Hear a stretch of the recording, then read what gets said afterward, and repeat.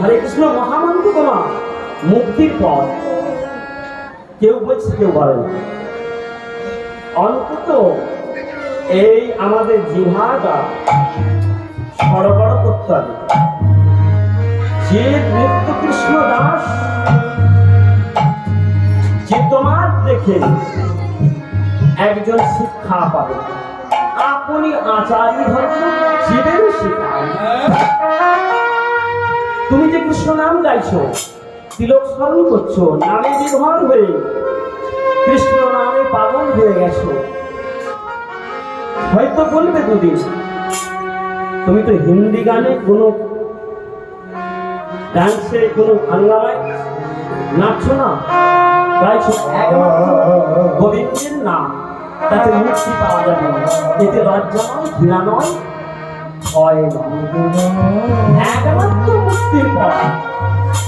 কোথায় ছিল এই হরিনাম, এই কৃষ্ণ নাম? সত্যতে তা দাপন এই তিন যুগের মানুষ পেল না। এই কলি হত জীব, কলি হত জীব কেন তোমার? হত মানে মরে যাওয়া। কলি হত জীব, হত মানে মরে যাওয়া। জীব বেঁচে আছে মরার সমান। কলি হত জীব, এই কলি হত জীবের জন্য আমার অন্তে কৃষ্ণ বহিরে রাধা, সেই নবদ্বীপে সে বলায় আমার গোলকের সম্পদ ধন হরিনাম সংকীর্তন। এই কলি হত জীবের জন্য এনে দিলেন। এই কলি হত জীব ধ্যান করতে পারবে না, যজ্ঞ করতে পারবে না, সেবা পরিচর্যা পারবে না।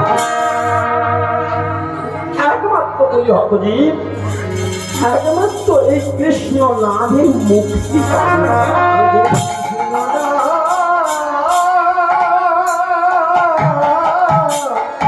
সেই কৃষ্ণ নামে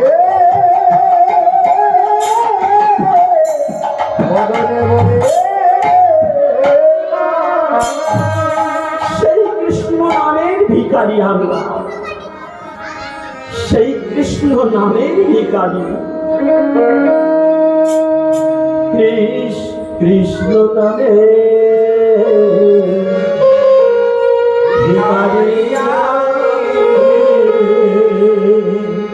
কৃষ্ণ কিছু নাহি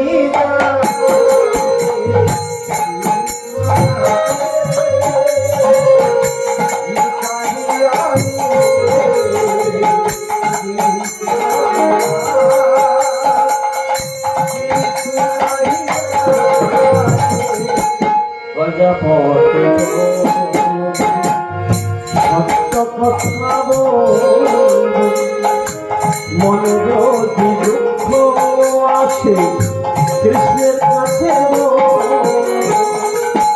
কথা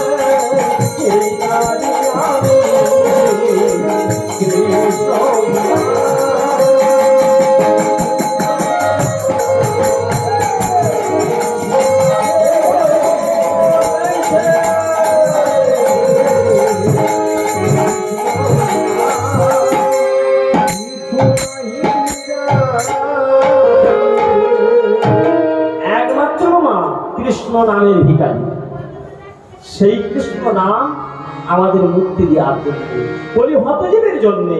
কলি হতজীব মানে মরে যাওয়ার সমান। এই কলি হতজীব সংসার বাসনায় গলে পড়ে মরছে। এই কৃষ্ণ নাম একমাত্র তিনটে জায়গায় জপ করতে বলছে, মনে মনে কনে। তাই কনে জপ করলে মশা খাবে, বনে জপ করলে মশা খাবে। একমাত্র এই হৃদয় মনে মনে জপ করা, হৃদয় আসলে সেই ভগবানকে দেখাতে হবে। আমরা তো বলি হতো যে দেহের জন্য মাছ মাংস ডিম গেড়ি চাঙ্গা নানা রকম দেহকে পরিপুষ্ট করার জন্যে দ্রব্য খাদ্য দিই, মনকে সিনেমাতে রাখা যাত্রা নভেলে মনকে আনন্দ দিয়ে মনের খিদা মিটাই, কিন্তু আত্মার খিদে মিটে না।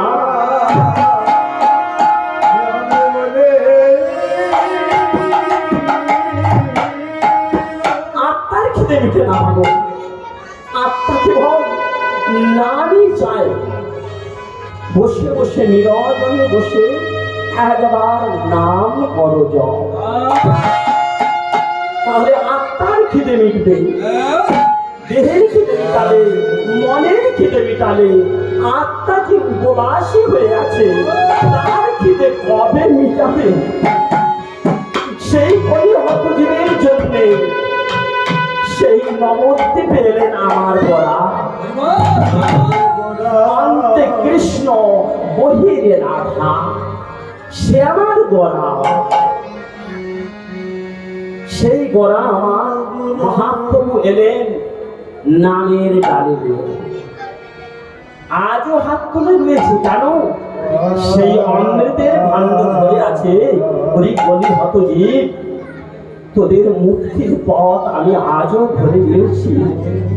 যারা আসবে তাদের জন্যই অমৃতের ভাণ্ড আমি মাথায় করে নিয়ে আছি। আয় কেড়ে নিয়ে আয়, আমি যে অমৃতের ভাণ্ড নিয়ে আছি। সেই গোড়া আমার হাত তুলে আছে, অমৃতের ভাণ্ড মাথায় করে নিয়ে ঘুরছে। সেই অমৃতের ভাণ্ড আমরা নিতে পারছি না। সংসার সংসার, স্ত্রী পুত্র বিষয় আশায় বাড়ি বাড়ি, এই নিয়ে অষ্টম প্রহর লেগে আছে। এ কোনোদিন শান্তি দিতে পারবে না মা। ভাই ভাই আজ অশান্তি প্রত্যেকটা ঘরে ঘরে, শুধু বিষয় বিষয়ে বৈভব, কিন্তু বিষয় ছাড়া শান্তি যদি পেতে চাও বিষয়কে ত্যাগ করো। ভোগে শান্তি নাই, ত্যাগে আছে শান্তি। শান্তি যদি পেতে চাও একমাত্র সেই গোবিন্দের চরণ ধরো। যে বিষয় হয় ত্যাগ করে ভগবানের চরণ ধরেছে, সে পেয়েছে ভগবান। সেই তো ভক্ত পরীক্ষা দিল যে আমি কিছু চাই না। এই বিষয়গুলো এসব তো আমাদের একটা করে ঠান্ডা ধরিয়ে দিয়েছে। 10টা গাড়ি দিয়েছে ভগবান, এই 10টা গাড়ি কিনে চলাতে চলাতে আমাদের জীবন শেষ, মৃত্যুর পথযাত্রী। শেষের সময় গোবিন্দ বললেন, ওরে কলি হতজীব, এই অবসিন্ধু পারাবার জন্য কত করে সঞ্চয় করেছ তুমি?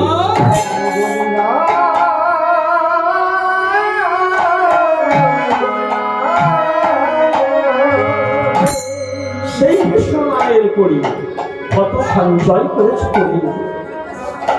ভগবান গোবিন্দের জন্য, ভবসিন্ধু পারাপারের জন্য। যে আমরা খাদ্য বস্তুগুলো খাই গো মা, এইগুলো তো হচ্ছে রাজস্বীয় খাবার, মাছ মাংস, এই অভোজ্য রাজকীয় খাবার খাচ্ছি। আর যারা সাত্বিক আহার করে, নিরামিষ করে,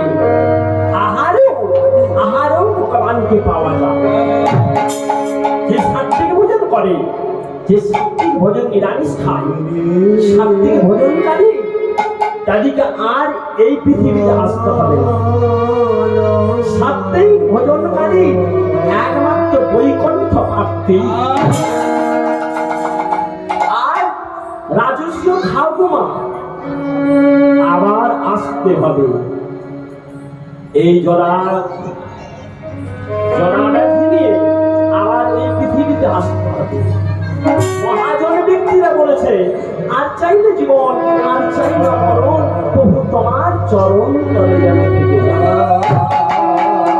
সেই চরণ তল যদি পাওয়ার জন্য আহার বস্তু, ভালো আহার বস্তু করতে হবে, সাত্বিক আহার করতে হবে, তবে তুমি বৈকুণ্ঠ পাতে হবে।